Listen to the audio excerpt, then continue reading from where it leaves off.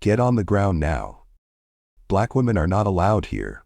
You people always cause trouble, the officer sneered, his hand raising his weapon as he approached the funeral gathering. The woman maintained her composure, her military training evident in her posture. She had faced prejudice before, but never with such naked hostility at such a sacred moment.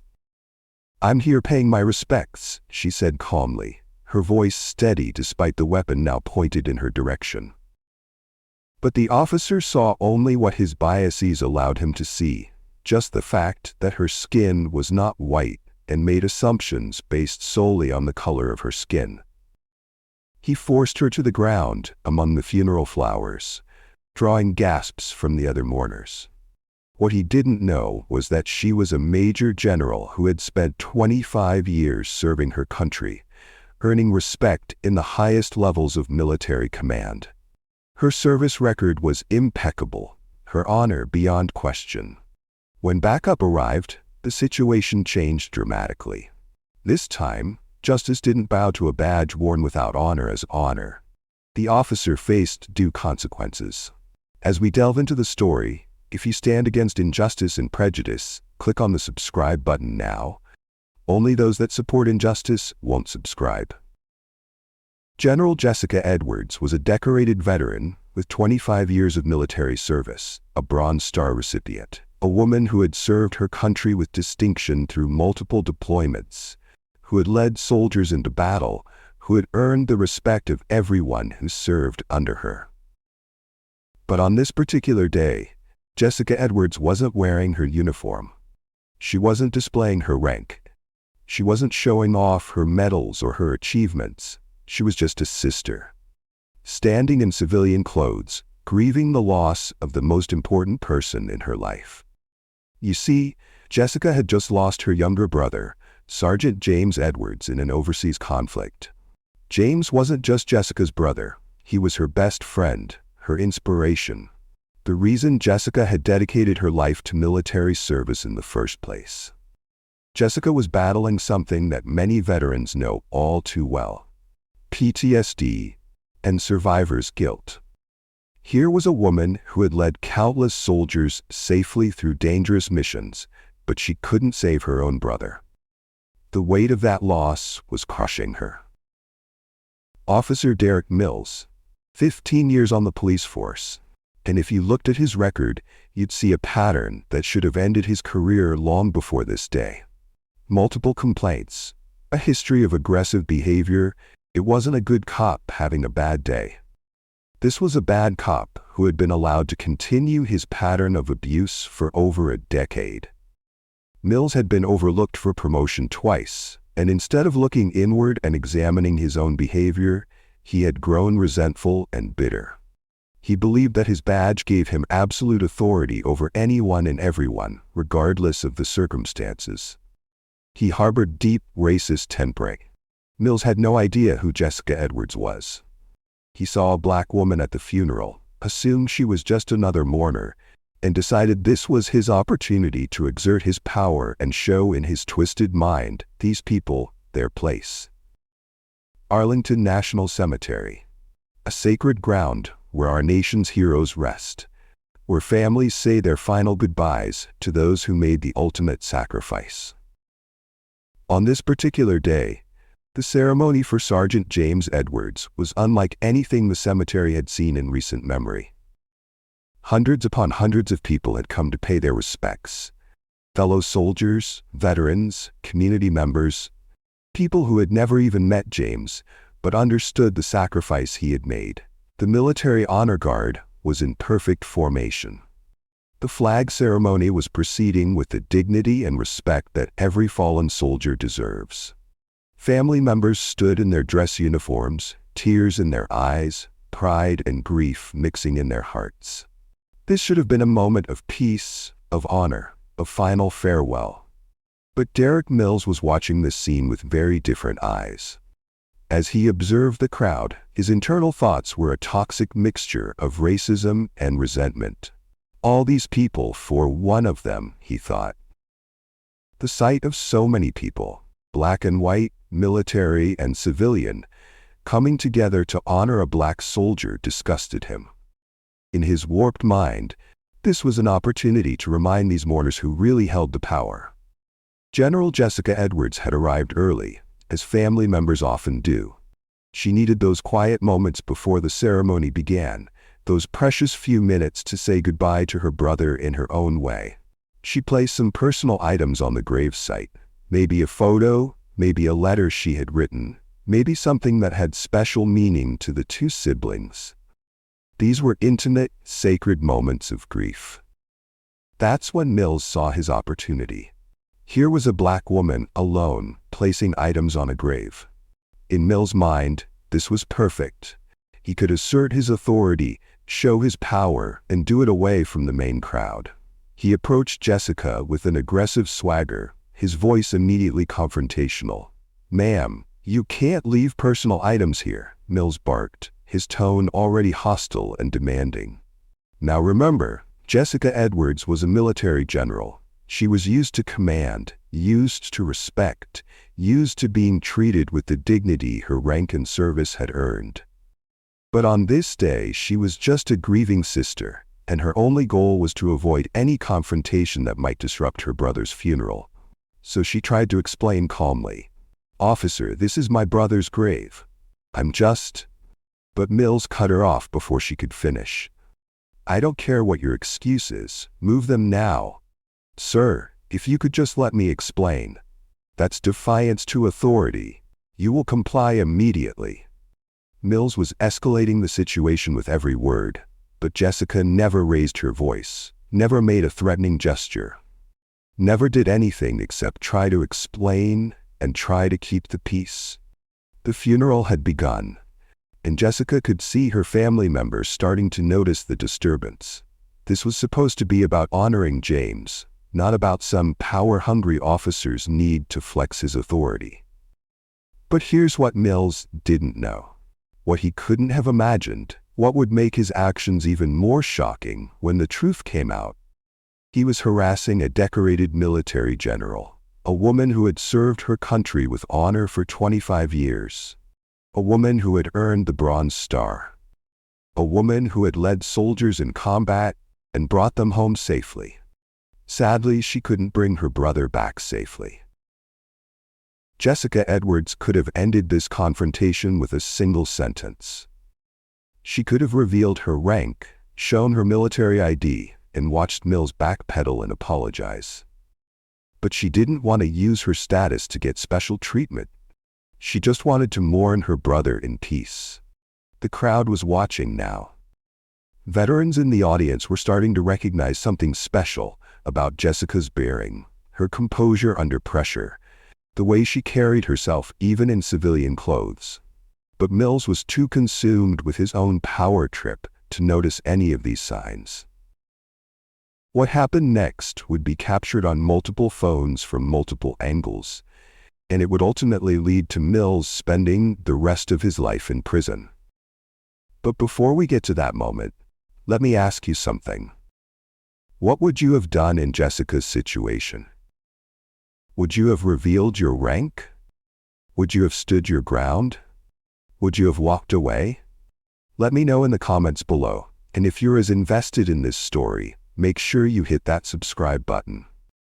Mills looked directly at Jessica Edwards, this grieving sister standing at her fallen sibling's grave, and with a sneer of absolute contempt, he said, "Even if your late brother was in the force and knew people, I will deal with you and there be no one to help you."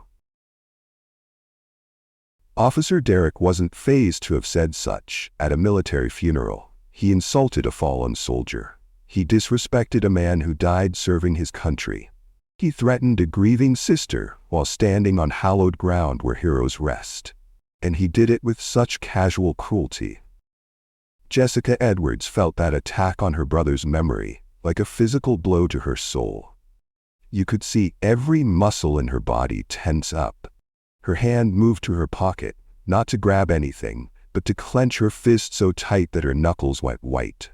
Every instinct, every fiber of her military training, every ounce of her love for her brother was screaming at her to make this officer pay for what he had just said. Jessica Edwards took a deep breath and said with incredible restraint, "Officer, we would like to mourn our beloved. Please excuse us." But Derek Mills wasn't done. Oh no, he was just getting started. Jessica's calm response, her dignity in the face of such disrespect, only made Mills angrier. In his twisted mind, this was defiance. This was a challenge to his authority. This was everything he hated about people who wouldn't bow down to his badge. "There you go again, disobeying an officer." Mills exploded, his voice echoing across the cemetery, disturbing the sacred ceremony taking place just yards away. And that's when Mills decided to turn this harassment into something even more sinister.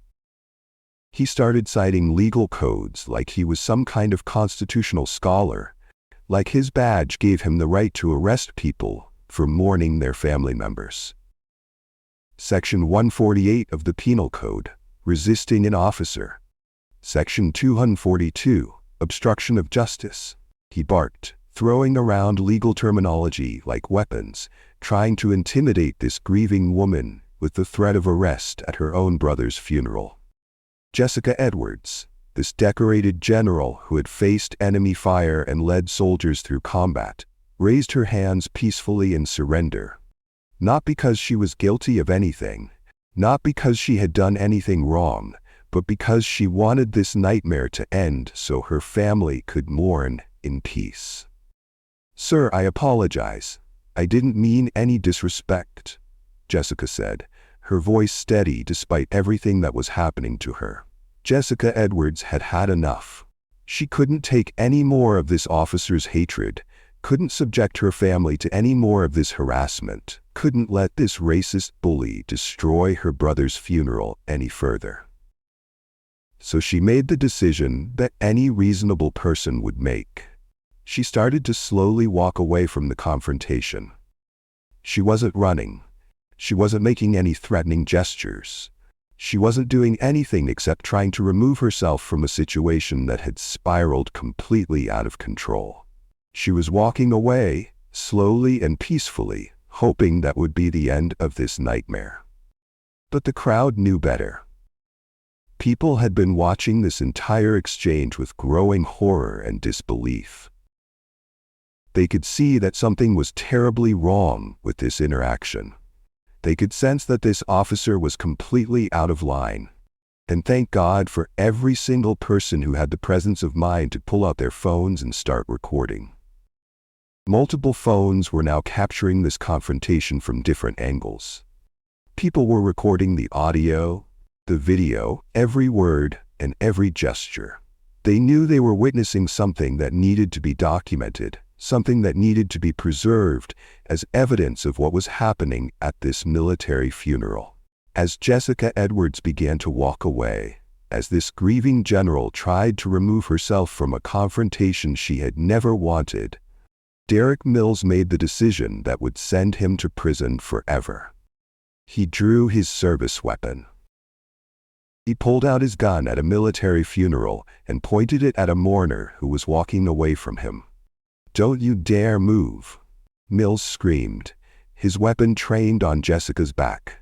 Jessica Edwards turned around and Mills adjusted his aim, pointing the loaded pistol directly at the general's chest.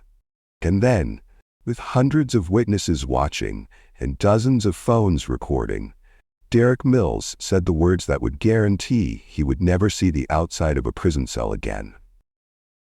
"I'll waste you if you move. They'll have 2 funerals instead of 1. The crowd gasped in horror. People screamed. Military personnel who were attending the funeral stepped forward, their training kicking in as they saw an armed threat to a fellow service member. Immediately, General Jessica's officers brought out their guns. "I'll advise you drop the gun down slowly and place your hand behind your head," one of the officers screamed as they all held their guns firmly. Do you think Mills went too far? Share your thoughts in the comments below, and don't forget to hit the subscribe button. Jessica didn't move, she didn't run, she didn't panic. She stood perfectly still, her hands visible, her posture calm, her demeanor controlled. Even with her life being threatened by a racist cop with a loaded weapon, Jessica Edwards maintained the composure and dignity that had made her a decorated general. And that's when someone in the crowd, someone who had recognized Jessica's bearing and composure throughout this entire ordeal, shouted the words that would change everything.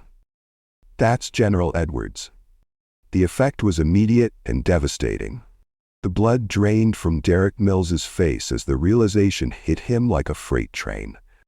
He hadn't just threatened some random mourner. He hadn't just pointed a gun at an ordinary citizen. He had just threatened to murder a decorated military general, a Bronze Star recipient, a woman who had served her country with honor for 25 years. "General?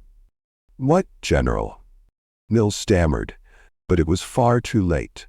The damage was done. The threats had been made, the weapon had been drawn, the death threat had been issued, and all of it had been captured on multiple phones from multiple angles with crystal clear audio. Other officers were already arriving on the scene, responding to calls from horrified witnesses. When they saw what was happening, when they saw Mills pointing a gun at a mourner at a military funeral, they were shocked beyond belief. This wasn't just a bad incident. This was a career-ending, life-destroying catastrophe that would make national headlines. The video evidence was overwhelming and undeniable. Multiple angles from multiple phones had captured every second of this insane confrontation. Mills' racist comments, his disrespect to a fallen soldier, his legal intimidation tactics, his drawn weapon, his explicit death threat, all of it was recorded in high-definition detail with perfect audio. Mills' supervisor arrived on the scene and took one look at what was happening. His officer pointing a gun at a mourner at a military funeral, and immediately called for internal affairs. This wasn't just a disciplinary matter. This was a federal crime in progress. This was a civil rights violation of the highest order. This was the kind of incident that destroys not just careers, but entire police departments. What happened in the hours and days following Derek Mills's death threat at that military funeral was absolutely extraordinary. The power of social media, the strength of the military community, and the swift action of federal investigators came together to create a perfect storm of justice that would destroy Mills's life and send him to prison forever. Within hours of the confrontation, those phone recordings started hitting social media platforms. Twitter, Facebook, Instagram, TikTok, the videos were everywhere. Multiple angles from multiple witnesses, all showing the same horrifying scene. A police officer pointing a gun at a mourner at a military funeral and threatening to kill her. But it wasn't just the visual evidence that shocked people. The audio was crystal clear. And when millions of people heard Derek Mills's exact words, the reaction was immediate and explosive. They heard him insult a fallen soldier. They heard his racist language and motivations. They heard him cite bogus legal codes to intimidate a grieving woman. And most damning of all, they heard that explicit death threat. "I'll waste you if you move." They'll have 2 funerals instead of 1. The hashtag started trending immediately. Justice for Edwards. Arrest Derek Mills. Racist cop. Military funeral threat. People weren't just watching these videos. They were demanding action. They were calling police departments, contacting federal authorities, reaching out to their representatives. The public outrage was unlike anything we'd seen in years. The FBI launched a federal investigation within 48 hours. Civil rights violations, threatening a military family, death threats against a federal officer, these weren't just local police matters anymore. This was a federal crime that carried serious prison time. And when federal investigators start digging into your background, they don't just look at one incident. They examine your entire career. What they found about Derek Mills was absolutely shocking. 15 years of complaints, almost all from minority citizens. Reports of excessive force, racist language, intimidation tactics, abuse of power, it was all there in his personnel file. How had this been allowed to continue for so long? How had a police department ignored 15 years of complaints? How had Derek Mills been allowed to keep his badge and his gun while displaying this pattern of racist behavior?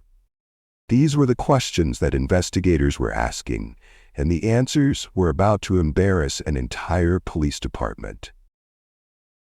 Meanwhile, the military community was rallying around Jessica Edwards like nothing you've ever seen.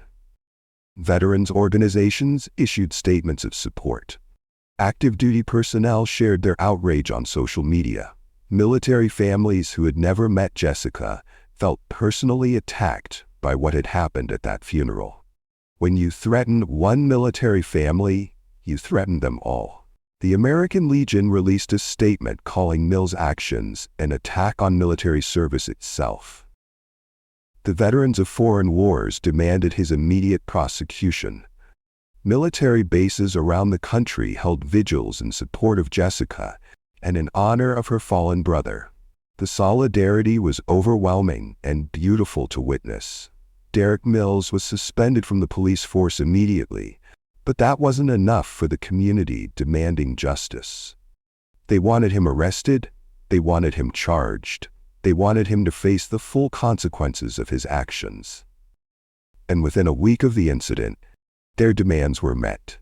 Derek Mills was arrested at his home on federal charges: civil rights violations, assault with a deadly weapon, terroristic threats, abuse of power.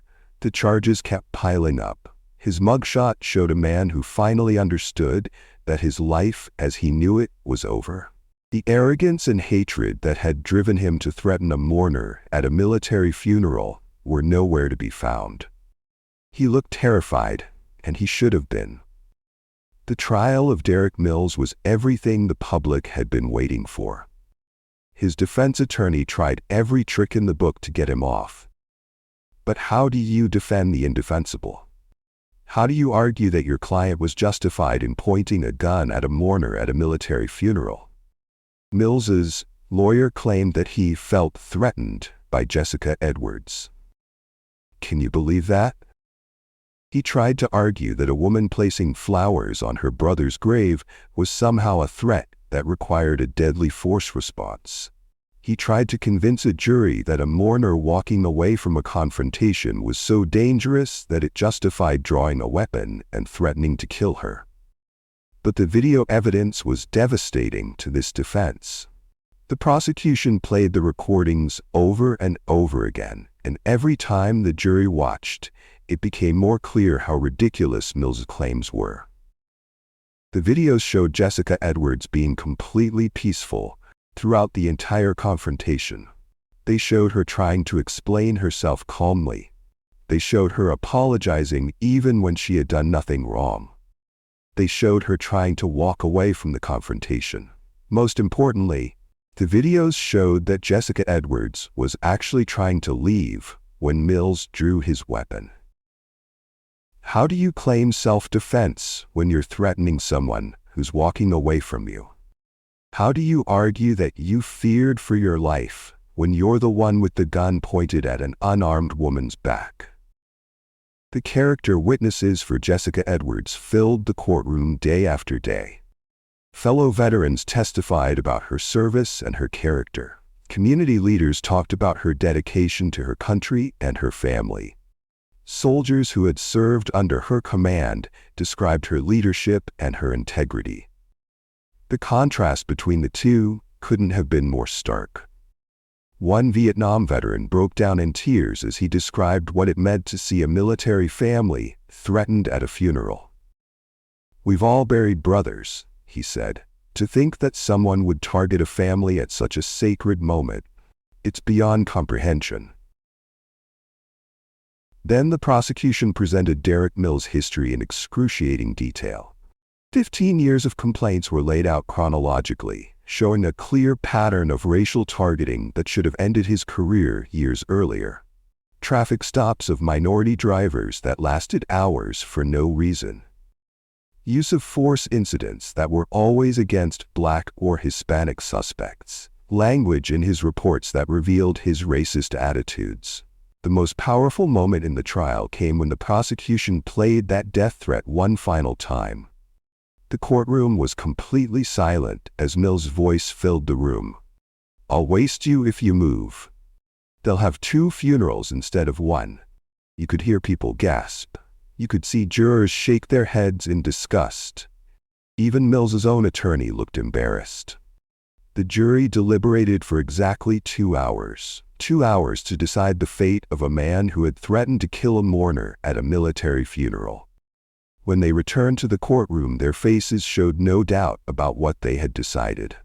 The foreman stood up and read the verdict that would send Derek Mills to prison for the rest of his life. Guilty on all counts. Civil rights violations? Guilty. Assault with a deadly weapon? Guilty. Terroristic threats? Guilty. Abuse of power? Guilty. And because the evidence clearly showed racist motivations throughout the confrontation, federal hate crime enhancements were applied to every charge. The prosecutors threw everything they could at him, and the jury found him guilty of it all. When it came time for sentencing, Derek Mills sat at the defendant's table, looking like a broken man.